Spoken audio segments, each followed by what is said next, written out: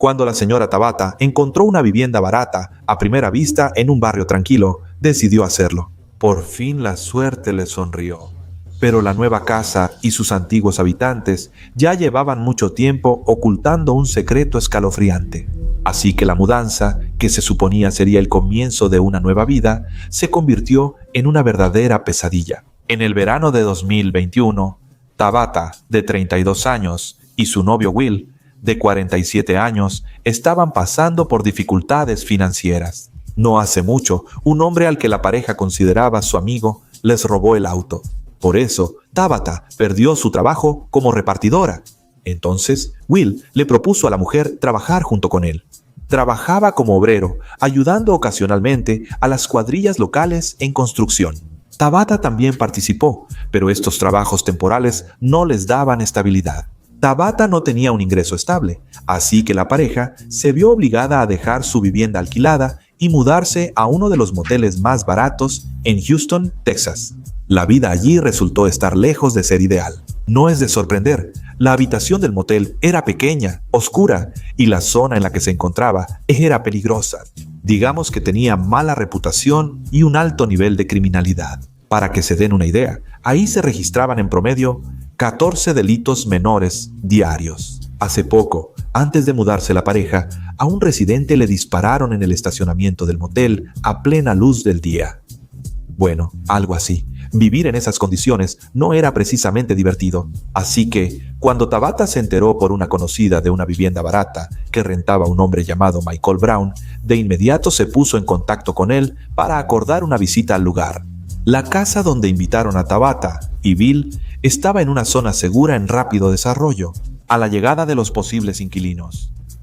Michael y su novia, Pamela Merritt, ambos mayores de 40, nos recibieron y fueron muy amables.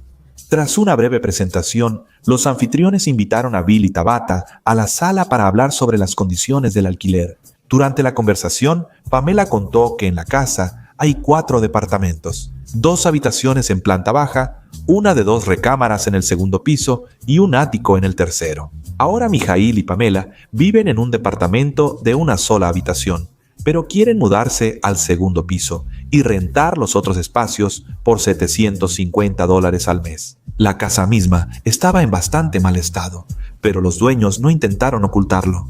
También mencionaron que si Bill y Bata arreglan el lugar, obtendrán un descuento de $150, así que las 600.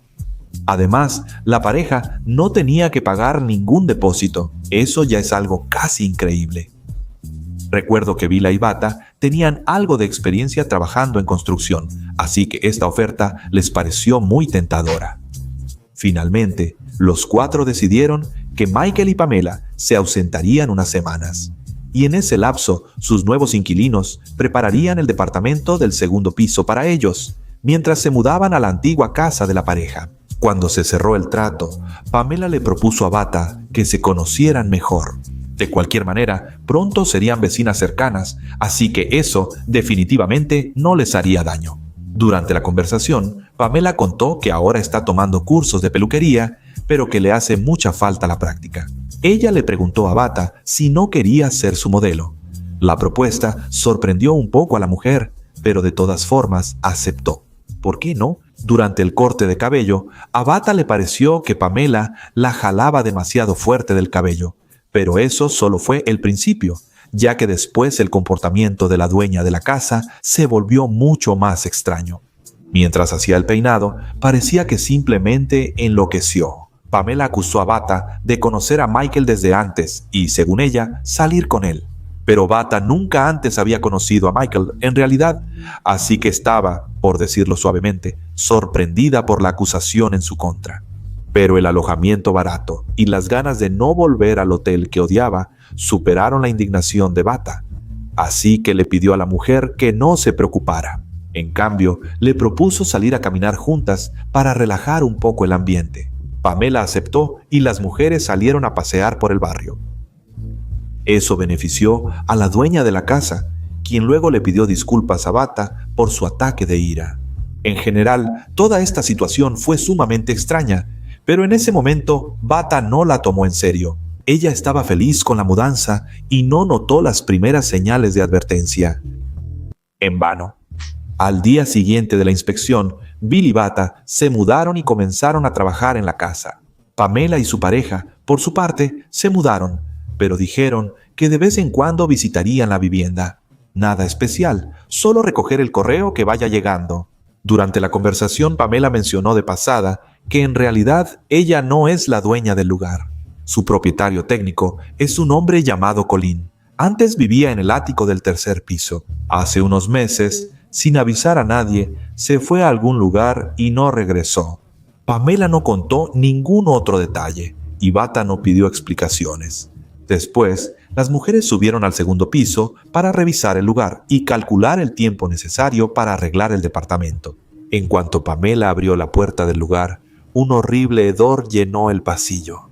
Pamela le dijo a Batu que no se preocupara, cerró la puerta rápido y explicó que su refrigerador supuestamente se había descompuesto y la carne que estaba dentro se echó a perder y apestó. Pamela esperaba que el olor ya se hubiera ido para ese momento, pero nunca desapareció. Entonces, la mujer le sugirió a Bata que por ahora se ocupara de sus propios asuntos y que comenzaran a limpiar y reparar en unas semanas. Pasó el tiempo y Bill y Bata finalmente pudieron revisar la vivienda y ponerse a trabajar. El lugar estaba desordenado, con basura, ropa y electrodomésticos por todas partes. Por cierto, el mal olor no se fue a ningún lado. De hecho, parecía que se había vuelto aún más fuerte. La fuente del mal olor resultó ser realmente el refrigerador. Cuando Bata abrió la puerta, vio dos grandes recipientes de plástico adentro. Estaban llenos de un líquido rancio y de color rojo oxidado, parecido a la sangre. Cerca había una marca rectangular del mismo líquido. Daba la impresión de que hasta hace poco aquí había otro contenedor lleno del mismo líquido. Cerca del refrigerador, Bata notó un charco rojo oxidado. La historia de la carne echada a perder se confirmó parcialmente. Hasta hace poco, probablemente estaba justo en estos contenedores, pero Bata sentía que algo no estaba bien aquí. La mujer siguió limpiando, pero ahora la historia que antes ignoró llenaba sus pensamientos. Ella no entendía por qué el dueño de la casa un día simplemente se fue a algún lugar desconocido y dejó todas sus cosas en el mismo estado. Eso le parecía extraño, ilógico e incluso escalofriante, y así es. Pero Bata compartió sus pensamientos con Bill y él admitió que la desaparición de la rodilla y los hallazgos en el refrigerador se ven bastante aterradores. A la vez, pidió a su amada no involucrarse en asuntos ajenos para no arriesgar el departamento recién conseguido. Pero a pesar de eso, Bata estaba decidida a obtener respuestas a sus preguntas.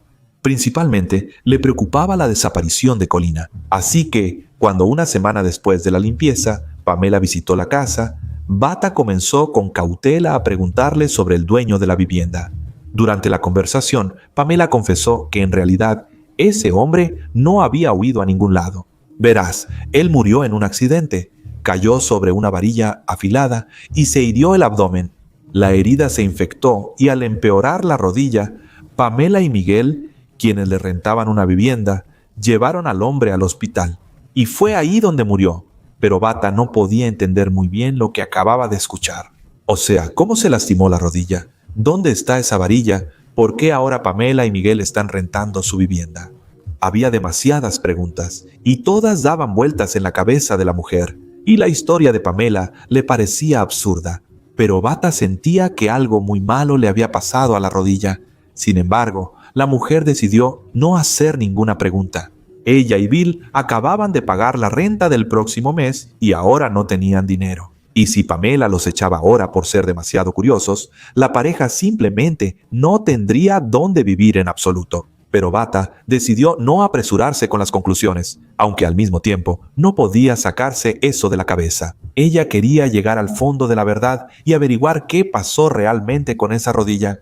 Unos meses después de mudarse a la nueva casa, Bata visitó por primera vez el departamento en el tercer piso, justo ese, donde vivía el dueño antes de desaparecer. La mujer quería encontrar alguna información adicional sobre el hombre.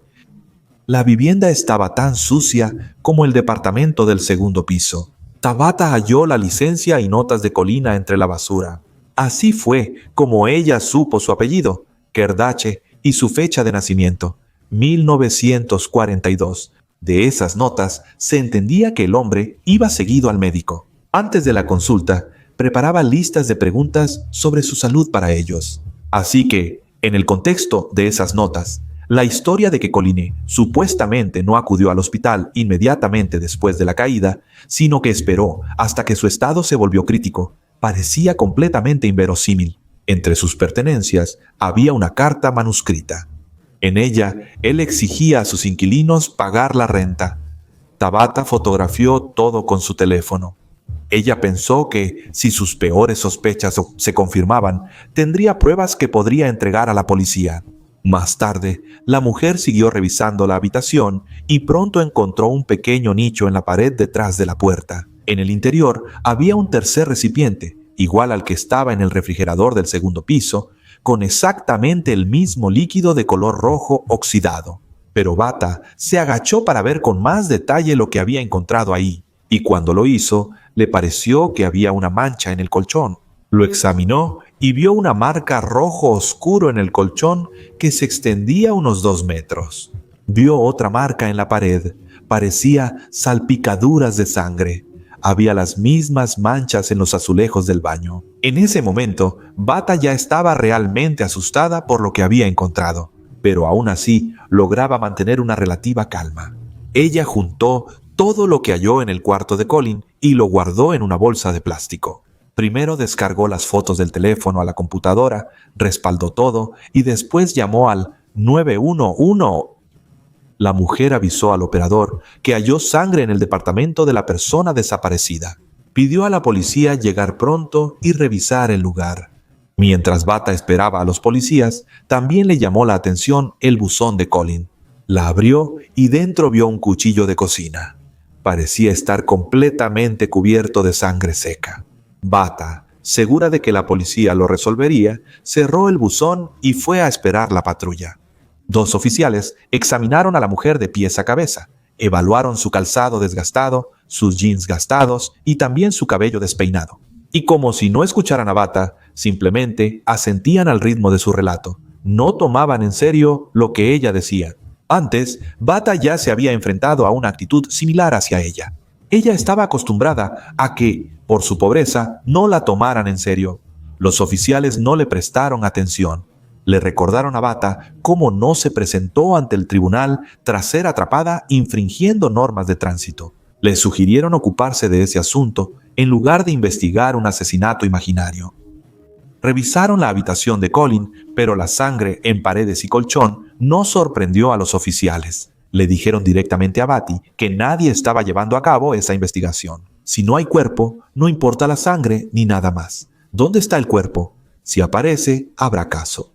La mujer intentó de nuevo convencer a las autoridades de que no era solo una fantasía suya.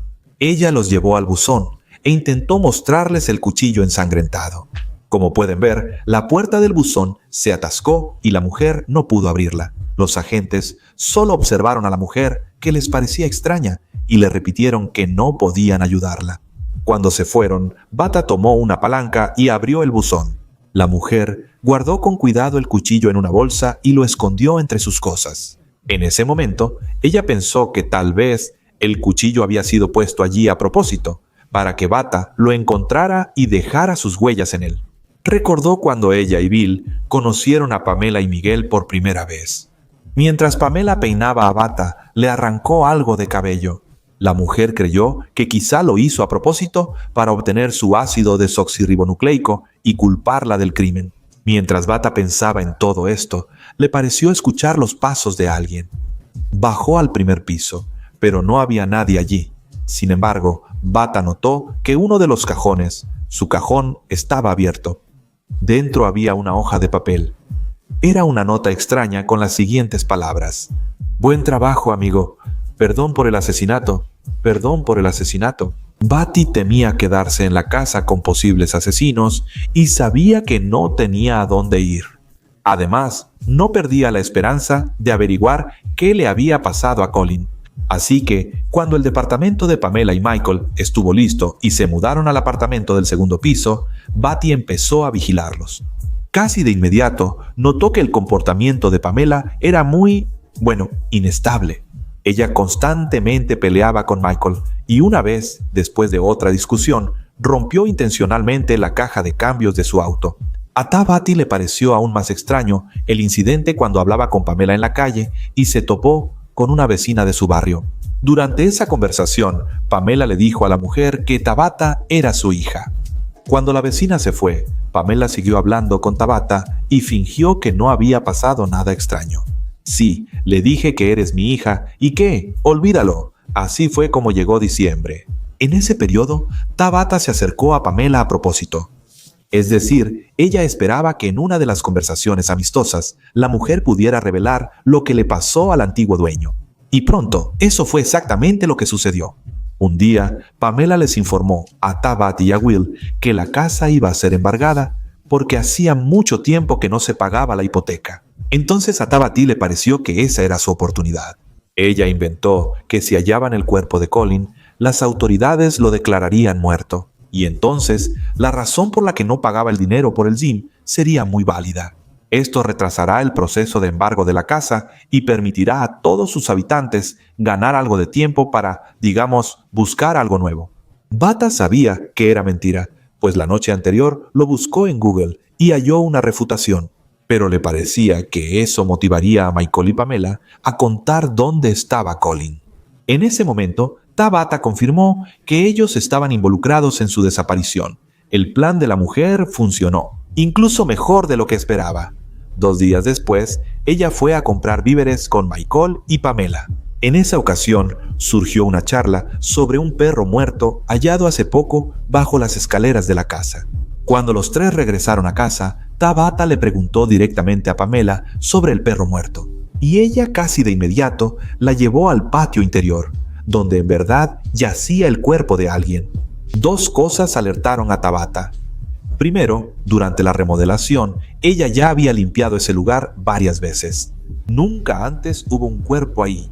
En segundo lugar, aunque los restos ya se habían descompuesto un poco, era evidente que no pertenecían a un perro, sino a una persona. Cuando Pamela se fue, Tabata sacó su teléfono y tomó algunas fotos. Luego regresó a su departamento y empezó a pensar en lo que acababa de ver. Al principio, la mujer creyó que solo lo había imaginado. El cuerpo podría ser de un perro. Pero cuando Tabata envió las fotos a sus amigos, ya no le quedaban dudas. Todos ellos, al unísono, empezaron a suplicarle a la mujer que llamara a la policía de inmediato. En la foto, definitivamente, parece el cuerpo de una persona. Tras una mala experiencia con la policía, Tabata seguía dudando. Ella entendía que ahora tenía el cuerpo, es decir, habría un caso. Sin embargo, la mujer sabía que la policía no arrestaría pronto a Pamela y Michael, y Tabata estaría en peligro. Después de mucho pensarlo, la mujer decidió llamar no a la policía, sino al Servicio de Protección Animal y pedirles que se llevaran al perro muerto. El plan era bueno, pero como ven, los empleados del servicio dijeron que no se ocupan de esos asuntos. Entonces Tabata decidió acudir con Michael. Le parecía que él era mucho más sensato que Pamela. Por eso decidió que podría convencerlo de acudir a las autoridades. Ella llevó a Michael al cuerpo y le preguntó si creía que era un perro. El hombre dijo que sí. Tabata preguntó si Pamela, en un arrebato de ira, pudo haber matado a su sobrino, así directo. Pero Michael aseguró que Pamela no lastimaría ni a una mosca. Bueno, Tabata intentó su último argumento y dijo que si es una persona, vamos a tener serios problemas. Deberíamos informar a la policía sobre esto. Michael aceptó, pero pidió tiempo para que él y Pamela pudieran escapar. Eso fue una confesión, y Bata hizo justo eso. Cuando cayó la noche, Michael y Pamela no se movieron y comenzaron a trabajar. Empezaron a pintar las salpicaduras de sangre en las paredes de la casa. Bata ya no podía esperar más. Ella decidió no llamar a la policía, sino ir a la estación por su cuenta. Eso le daría tiempo a Michael y Pamela para escapar. Al mismo tiempo, eso tranquilizó un poco la conciencia de Bata. El camino tomó 30 minutos, pero al llegar a la estación, Bata escuchó lo siguiente en respuesta a su historia. Sobre esas cosas hay que informar por teléfono. Ni las fotos del cuerpo, que Bata había tomado antes con su teléfono convencieron al oficial. Él le dijo que regresara a casa y que llamara a la policía desde ahí. Al llegar a casa, Bata intentó dormir, pero no pudo hacerlo. Michael y Pamela todavía estaban en casa. Por la mañana, Bata marcó el número que le dio el oficial, pero nadie contestó el teléfono. Hasta el mediodía, la mujer no dejó de intentar llamar, pero todas las llamadas quedaban sin respuesta. En algún momento, a través de la ventana, Bata vio un coche patrulla. Solo pasaba frente a la casa. La mujer corrió tras el auto y detuvo a los oficiales. Les habló del cuerpo en el patio trasero de su casa, pero los agentes de la ley otra vez se negaron a ayudar a Bata. Solo le dijeron que debía llamar a la policía con ese asunto. Los patrulleros no podían hacer nada al respecto. Entonces, Tabata reunió valor y se acercó a Pamela y Miguel, y les dijo que iba a llamar a la policía en ese momento. Ellos no se sorprendieron. Al oír a la mujer, la pareja dejó sus cosas y se fue en el auto hacia una dirección desconocida. Pero Bata, en ese momento, ya había marcado al 911. Los policías finalmente llegaron a la llamada y revisaron todas las pruebas que la mujer les proporcionó.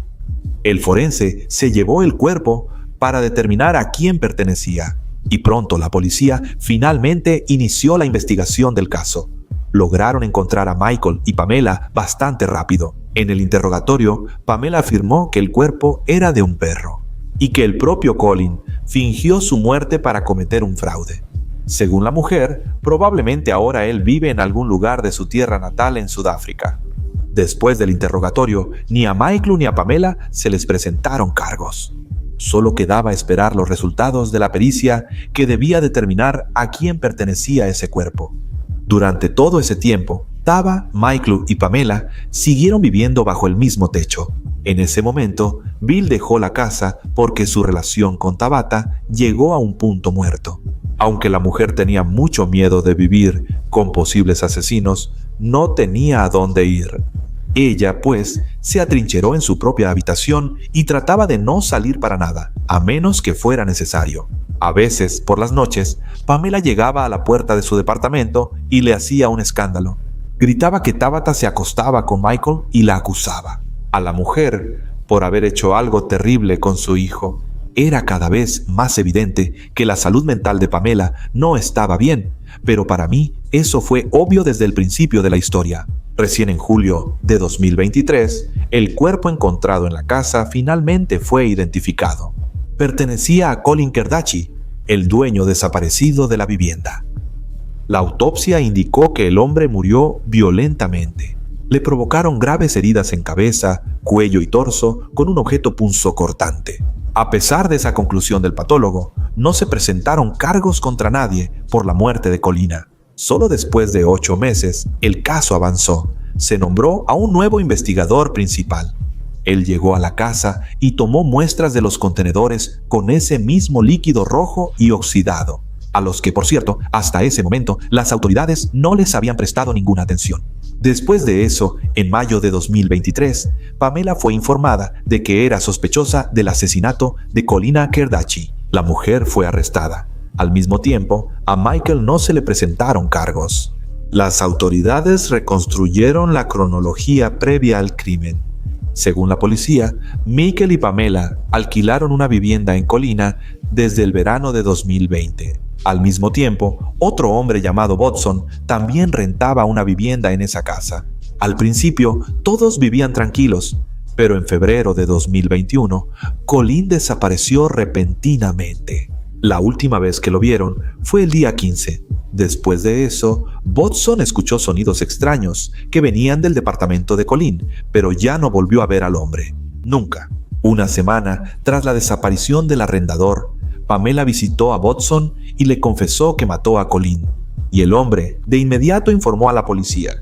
Ellos llegaron, hablaron con todos los residentes del edificio, pero luego dejaron ir a Pamela sin presentar ningún cargo.